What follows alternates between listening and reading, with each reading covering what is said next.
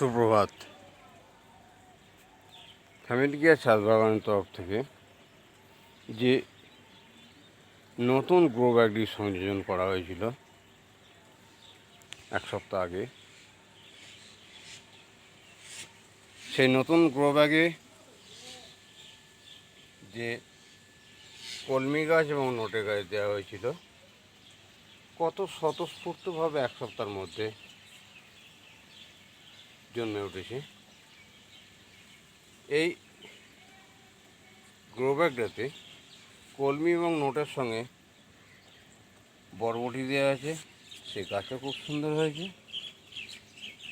সঙ্গে শসা গাছ দেওয়া ছিল, সেটাও খুব সুন্দর হয়েছে। একটি কুমড়ো বীজ দেওয়া ছিল, সেটাও খুব সুন্দর হয়েছে।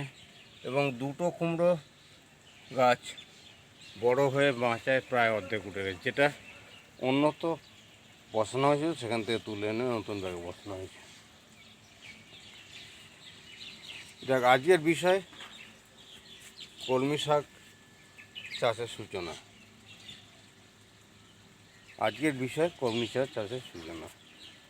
নতুন গ্রো ব্যাগে কলমি শাক কত সুন্দর হয়েছে, নতুন গ্রো ব্যাগে কলমি শাক কত সুন্দর হয়েছে।